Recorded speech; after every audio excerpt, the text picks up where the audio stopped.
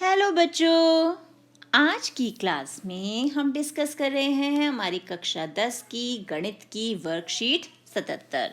तिथि है 25 जनवरी 2021 और आज हम कर रहे हैं हमारी वास्तविक संख्याओं की रिवीजन यानी पुनरावृत्ति का पार्ट 2। तो स्टार्ट करते हैं। सही विकल्प चुनिए। 2.35 बार 1 किस प्रकार की संख्या है? अब पहला है शांत दशमलव, अब इस पे है बार का साइन यानी शांत तो ये है नहीं। परिमेय संख्या है। अब जो भी हमारे ये इस प्रकार की संख्याएं होती हैं उन्हें हम p/q के रूप में प्रदर्शित कर सकते हैं यानी परिमेय रूप में प्रदर्शित कर सकते हैं, यानी ये एक परिमेय संख्या है। अगला प्रश्न है 1.311311113 और ये कंटिन्यू हो रहा है। किस प्रकार की संख्या है? अब परिमेय संख्या तो है नहीं क्योंकि एक पैटर्न में तो ये चेंज हो नहीं रहा, उसमें नंबर रिपीट नहीं हो रहे थे एक स्पेशल पैटर्न में, तो यहाँ पर ये है हमारी एक अपरिमेय संख्या। अब अगला प्रश्न क्या है? n की किस छोटी से छोटी प्राकृत संख्या के लिए 24 की घात n 8 से विभाज्य होगा? अब यहाँ n के लिए क्या क्या नंबर दिया हमें? 0। अब हम अगर 24 की घात 0 लेते हैं तो किसी भी संख्या की घात 0 हो वो 1 के बराबर हो जाता है और ये 8 से भाग नहीं हो सकता। 24 की घात -1 लेंगे तो ये 1/24 हो गया, तो ये भी 8 से भाग नहीं होगा। 24 की घात 1 लेंगे तो ये हो गया 24 और ये संख्या हमारी 8 से विभाज्य है, तो यानी C जो है 1 जो है वो करेक्ट ऑप्शन है। अब अगला प्रश्न क्या है? निम्न संख्याओं को अभाज्य गुणनखंडों के गुणज के रूप में लिखिए। तो गुणज नहीं गुणन के रूप में लिखना है यहाँ पर। तो अब अभाज्य गुणनखंड बनाने तो हमें आते हैं, जैसे अब यहाँ हमें क्या दिया हुआ है? 140 हमें दिया हुआ है, तो 140 के गुणनखंड कैसे बनाएंगे? ये हमारा 140 अभाज्य संख्याओं से इसे भाग करते जाएंगे, तो 2 सत्ते 14, फिर 2 से किया 35 आ गया, 5 से किया 7 और ये 7 एकम 7, तो क्या गुणनखंड मिले हमें? 2 मिला 2 बार यानी 2 की घात 2, 5 एक ही बार मिला 5 की घात 1 गुणा 7 की घात 1। इसी प्रकार हम 156 के गुणनखंड बनाएंगे तो हमें क्या मिलेगा? 2 की घात 2 गुणा 3 की घात 1 गुणा 13 की घात 1। और 3825 के जब हम गुणनखंड बनाएंगे तो हमें मिलेगा 5 की घात 2 गुणा 3 की घात 2 गुणा 17 की घात 1। तो इनका जो अभाज्य गुणनखंड है इस रूप में, ये आप स्वयं करके प्रयास करेंगे। अगला प्रश्न है, दिया है HCF किस किस का? 306 और 657 का, वो है 9, यानी HCF हमें 9 दिया हुआ है। LCM ज्ञात कीजिए। तो अब संख्याएं दी हुई हैं दो, ये एक संख्या ये है, एक संख्या ये, इन दोनों का HCF हमारे पास है, LCM हमें निकालना है। तो अब हम यहाँ क्या यूज करेंगे? हमारा संख्या और उनके HCF LCM के मध्य जो संबंध है उसका सूत्र। तो हमारा सूत्र क्या है? हमारा सूत्र है कि HCF गुणा LCM जो है वो बराबर होता है संख्याओं के गुणनफल के रूप में। तो अब गुणनफल संख्याएं कौन कौन सी है? A और B, जैसे यहाँ पर ये A है और ये है B। हमें चाहिए LCM, तो LCM क्या हो जाएगा? LCM हो गया A गुणा B बटे में HCF आ जाएगा। तो A क्या है? 306 गुणा 657 बटे में आ गया HCF जो हमें 9 दिया हुआ है। तो उत्तर क्या हो गया? 22,338। तो ये हमारा उत्तर आ गया। अब अगला प्रश्न है, स्पष्ट कीजिए कि 7 गुणा 11 गुणा 13 जमा 13 और 7 गुणा 6 गुणा 5 गुणा 4 गुणा 3 गुणा 2 गुणा 1 जमा 5 एक भाज्य संख्या है। तो अब इन्हें भाज्य सिद्ध करने के लिए हम क्या कॉन्सेप्ट यूज करेंगे कि हमारी जो भाज्य संख्याएं हैं हम उन्हें हमारी अभाज्य संख्याओं के गुणनफल के रूप में लिख सकते हैं। तो अब हम यही यहाँ पर सिद्ध करेंगे। अब है हमारा हल 4, जिसमें पहला पार्ट जो है वो है 7 गुणा 11 गुणा 13 जमा 13। अब यहाँ ध्यान से देखें तो 13 यहाँ भी है और 13 यहाँ भी है, तो यहाँ से हम क्या करेंगे? 13 जो है कॉमन निकाल लेंगे, तो अंदर बचा 7 गुणा 11 जमा 1, है ना, यानी 13 ये हो गया 77 जमा 1, जिसे हल किया तो 13 गुणा 78 और हमें मिल गया 1014। अब अगर हम इसके अभाज्य गुणनखंड करेंगे तो अभाज्य गुणनखंड करके हमें क्या मिलेगा? 13 गुणा 13 गुणा 3 गुणा 2। यानी हमने क्या किया, पूरी जो संख्या हमारी आई उसे हमने अभाज्य गुणनखंडों के रूप में लिख लिया। तो यहाँ पर हम देख सकते हैं कि 13 जो है हमारे पास दोनों साइड कॉमन रहा है, तो इसलिए यह संख्या जो है क्या है, यह संख्या भाज्य संख्या है। तो ये हो गई हमारी भाज्य संख्या। हमने ये सिद्ध कर दिया क्योंकि हमने इसे क्या किया, भाज्य गुणनखंडों के गुणनफल के रूप में हम इसे लिख सकते हैं। इसी प्रकार जो इसका दूसरा पार्ट है, दूसरे पार्ट में हमें क्या दिया हुआ है, 7 गुणा 6 गुणा 5 गुणा 4 गुणा 3 गुणा 2 गुणा 1 जमा 5। अब यहाँ देखें, यहाँ भी 5 है और यहाँ भी 5 है। इस बार हम क्या कॉमन निकालेंगे, 5। शाबाश। तो अंदर बचा 7 गुणा 6, 5 तो हम निकाल ही चुके हैं, यानी 4 3 2, 1 को रहने देते हैं और यहाँ 5 जब बाहर निकाला तो जमा में 1 रह गया। और इसे हल करेंगे तो हमें मिला 5 गुणा ब्रैकेट में 1008 जमा 1, यानी 5 गुणा 1009, जो आ गया हमारा 5045। अब इस 5045 को भी हम अभाज्य गुणनखंडों के रूप में लिख सकते हैं, अतः यह एक भाज्य संख्या है। तो यही सिद्ध करना था हमें कि ये एक भाज्य संख्या है, तो ये हमारी क्या है, भाज्य संख्या। हो गया ये हल।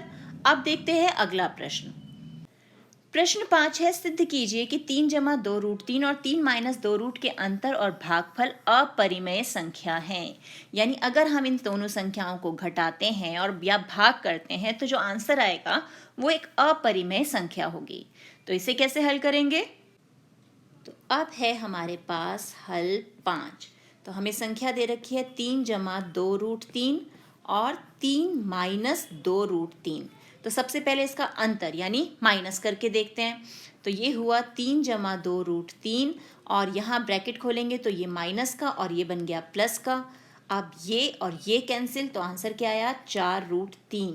और ये कैसी संख्या है, ये एक अपरिमेय संख्या है। 4 रूट 3 हमारी क्या है, एक अपरिमेय संख्या। तो हो गया ना अंतर, हमारा अपरिमेय संख्या आ गया। इसी प्रकार हम इसका भागफल भी देखेंगे, यानी 3 जमा 2 रूट 3 को हमें भाग करना है 3 माइनस 2 रूट 3 से। तो इन्हें भाग करने के लिए हमें क्या करना होता है, इसके हर का परिमेयकरण करेंगे। तो कैसे, ऊपर 3 जमा 2 रूट 3 और नीचे भी 3 जमा 2 रूट 3। तो इसे हल किया तो क्या मिला, 3 जमा 2 रूट 3 का वर्ग यानी स्क्वायर, और नीचे a minus B A plus B है तो a square minus B square लगाएंगे, तो ये हो गया 9 और ये आ गया -12। तो उत्तर क्या मिलेगा हमें, यहाँ a प्लस बी, ऊपर वाले में a plus B whole square लगाया तो a का स्क्वायर प्लस b का स्क्वायर प्लस 2ab, और नीचे आ गया -3, यानी 9 और ये कितना हो गया हमारे पास, 12 जमा 12 रूट 3 बटे में -3। तो उत्तर क्या हो गया, 21 जमा 12 रूट 3 बटे में -3। अब ये रूट 3 इसमें आ रहा है, अगेन आंसर क्या आ गया हमारा, एक अपरिमेय संख्या।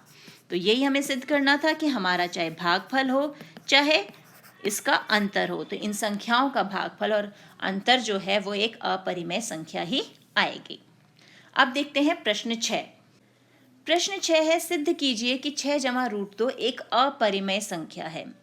तो अब इसे अपरिमेय कैसे सिद्ध करेंगे, तो हल 6। तो यहाँ जैसे हम नॉर्मल रूट 2 रूट 3 में करते हैं ना, कि उन्हें अपरिमेय सिद्ध करने से पहले हम क्या मान लेते हैं, माना ये एक परिमेय संख्या है। तो यहाँ भी हम क्या लिखेंगे, माना 6 जमा रूट 2 एक परिमेय संख्या है। तो यहाँ भी हमने इसे एक परिमेय संख्या मान लिया, ठीक है। उसके बाद अगर ये परिमेय संख्या है तो इसलिए 6 जमा रूट 2 क्या हो जाएगा, a बटा b के बराबर। अब रूट 2 को हमने यहाँ छोड़ा और a बटा b माइनस 6 हम यहाँ ले गए। अब हमें पता है कि रूट 2 जो है, क्योंकि रूट 2 एक अपरिमेय संख्या है, ये तो हमें पता है ना, तो रूट 2 एक अपरिमेय संख्या है। अब लेफ्ट हैंड साइड तो जो है वो हो गई अपरिमेय, और वो बराबर है राइट हैंड साइड के, तो राइट हैंड साइड भी हमारी फिर अपरिमेय हो गई ना। तो विरोधाभास के कारण, हमने तो उसे परिमेय माना था, तो विरोधाभास के कारण क्या होगा हमारा, 6 जमा √2 एक अपरिमेय संख्या है। देख रहे हो कितना छोटा सा हल है इसका, अपरिमेय संख्या है। हो गया ये हल। प्रश्न 7 है कि दर्शाइए कि प्रत्येक धनात्मक समपूर्णांक 2q तथा प्रत्येक धनात्मक विषम पूर्णांक 2q + 1 के रूप का होता है जहां q कोई पूर्णांक है। तो यहाँ हम जो हमारी यूक्लिड विभाजन प्रमेयिका है उसका प्रयोग करके इसको सिद्ध करेंगे। तो अब है हल 7। तो अब हम क्या करेंगे, सबसे पहले ले लेते हैं कि माना a जो है हमारा धनात्मक पूर्णांक है, कोई भी धनात्मक पूर्णांक हो सकता है, तो हमने a को धनात्मक पूर्णांक ले लिया। उसके बाद जो b है उसे हम मान लेते हैं कि वो है 2 के बराबर। तो अब यूक्लिड विभाजन प्रमेयिका के अनुसार क्या होगा, a बराबर 2q + r, जहां r जो है वो किसके बीच में होगा, r 0 से बड़ा हो सकता है, उसके बराबर हो सकता है, लेकिन 2 से वो छोटा होगा। तो इसका मतलब r की वैल्यू क्या आ जाएगी, या तो 0 हो सकती है या 1 हो सकती है। तो ये r की वैल्यू हो गई। अब यदि r हमारा 0 के बराबर है तो क्या होगा, हमारा a जो है 2q जमा 0, r की जगह हमने 0 रख दिया, तो उत्तर आ गया 2q।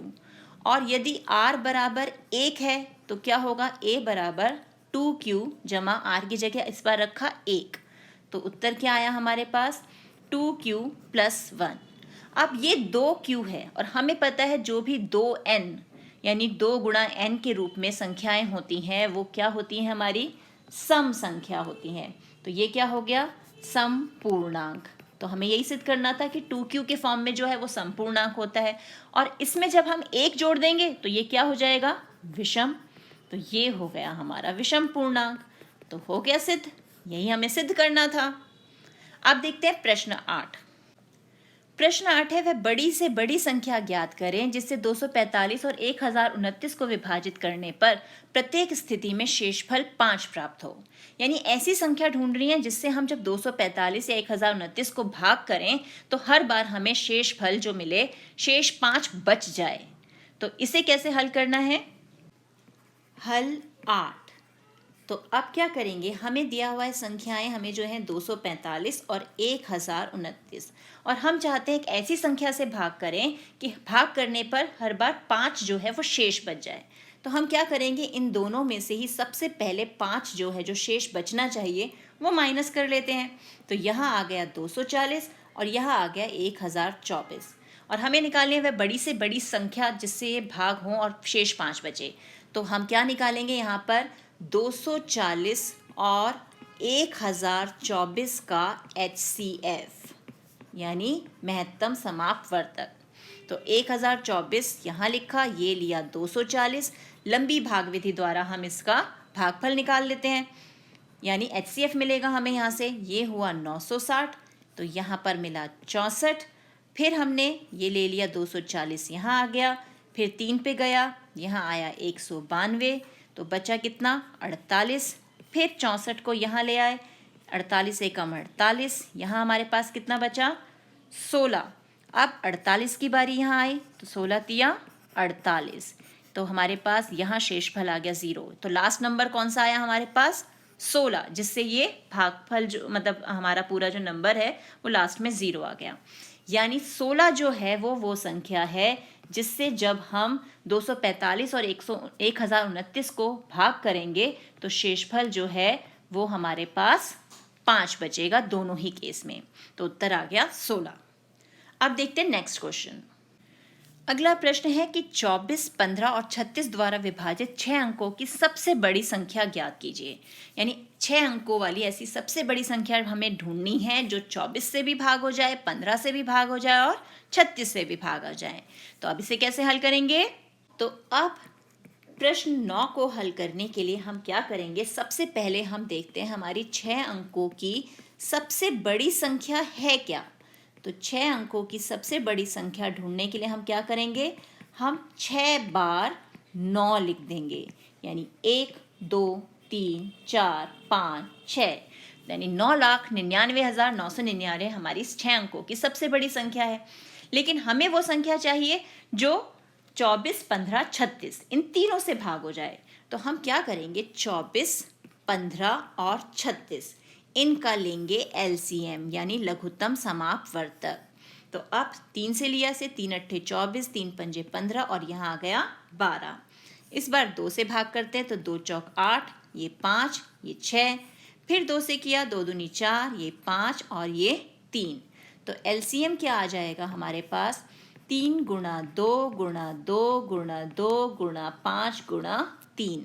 एलसीएम के लिए एल ही बना देते हैं ना हम गुणा करते हुए। तो ये आ गया हमारे पास एलसीएम, और इन सबको गुणा किया तो उत्तर आया 360। अब हम क्या करेंगे, ये जो 360 हमें मिला है, इससे हम अपनी ये जो 9,99,999 है ना, इसको भाग कर देंगे, यानी 9,99,999 को हमने भाग कर दिया 360 से। तो जब हम इसे भाग करेंगे तो यहाँ पर हमारे पास जो भागफल है वो तो आ गया 2,777, और शेषफल जो है वो क्या आया, शेषफल आया हमारे पास 279। अब ये जो शेषफल हमारे पास एक्स्ट्रा आ रहा है ना, हमें बस सिंपली हमारे 9,99,999 में से इसे माइनस करना है, यानी ये तो हो गया हमारी संख्या, इसमें से हम 279 माइनस कर देते हैं। तो ये 0, ये 2, ये 7, ये 9, 9, 9, यानी 9,99,720 जो है, यही है वो सबसे बड़ी संख्या जो 24, 15 और 36 से भाग हो जाएगी। तो हो गया ये भी हल। अब देखते हैं नेक्स्ट क्वेश्चन। क्वेश्चन 10, कैंटीन में कोक के 144 डिब्बों और पेप्सी के 90 डिब्बों को एक के ऊपर एक रखा जा सकता है। यदि प्रत्येक स्टैक एक ही ऊंचाई का है और एक ही पेय के डिब्बों को समाहित करता है तो प्रत्येक स्टैक में डिब्बों की अधिकतम संख्या क्या होगी। जब ये वर्ड यूज हो रहा है ना, अधिकतम संख्या, तो हमें क्या करना है, यहाँ पर ये जो हमें दो संख्याएं दी हुई हैं 144 और 90, इनका हम निकालेंगे HCF, यानी महत्तम समापवर्तक। तो अब उसे निकालते हैं। तो हल 10 में हमें क्या करना है, 144 और किसका निकालना है महत्तम समापवर्तक, 90 का। तो 90 एकम 90, यहाँ बचा 4, ये आ गया 5, अब 90 यहाँ आ गया तो ये भी एक ही बार जाएगा, ये हुआ 54, यहाँ बचा 6 और यहाँ पर आ गया 3। अब नेक्स्ट 54 को करना है भाग, तो 36 एकम 36, यहाँ बचा हमारे पास कितना 8 और ये 1। अब बारी आई 36 की, 18 दूनी 36, तो ये हो गया 0, यानी लास्ट नंबर कौन सा आया, ये 18। तो हमारे ऐसे कितने स्टैक होंगे, तो उत्तर में क्या आ गया हमारा 18। तो हम कितने स्टैक बना सकते हैं ऐसे, हर स्टैक में 18 डिब्बे जो हैं हमारे आ सकते हैं। नेक्स्ट क्वेश्चन है, √3 और √5 के बीच एक अपरिमेय और परिमेय संख्या लिखिए। तो अब जब हमें √3 और √5 के बीच में परिमेय और अपरिमेय संख्या ढूंढनी है ना, तो सिंपली क्या करना है, सबसे पहले √3 इसकी वैल्यू क्या है 1.73 और √5 की वैल्यू अप्रॉक्सीमेटली 2.23, और फिर ये आगे क्योंकि अपरिमेय संख्या है तो अशांत अनावर्ती दशमलव होते हैं ये। अब 1.7 और 2.2 को हम देखते हैं, इनके बीच में कौन सी संख्या आ सकती है, इनके बीच में 1.8 आ सकता है ना। 1.8 को अगर हम बटे के रूप में लिखेंगे तो ये क्या आ जाएगा 18/10, और फिर इसे और सिंप्लीफाई कर दें तो हमारे पास क्या आ जाएगा 9/5। तो ये है हमारी वो परिमेय संख्या जो इनके बीच में आ सकती है। इसके अलावा ये तो हमने 1.8 लिया ना, हम 1.9 भी ले सकते हैं और 2 पूरा का पूरा 2 भी ले सकते हैं, यानी 2/1 भी हमारी एक परिमेय संख्या होगी। अब बारी आई अपरिमेय संख्या की। तो अपरिमेय संख्या लिखने के लिए क्या करना होगा, हमें बनाना होगा उसे अशांत अनावर्ती दशमलव। तो 1.73 और 2.23 के बीच में हमारी अपरिमेय संख्या क्या हो सकती है, वो होगी 1.83205807, यानी यहाँ कोई भी नंबर किसी विशेष पैटर्न में रिपीट नहीं हो रहा। तो ये हो गई हमारी वो अपरिमेय संख्या। तो हो गई वर्कशीट हल। तो ये सभी प्रश्न बहुत ही इंपॉर्टेंट है बेटा, इन प्रश्नों का अच्छे से अभ्यास कीजिए। मिलते हैं एक और वीडियो में, तब तक Keep practicing and enjoy maths.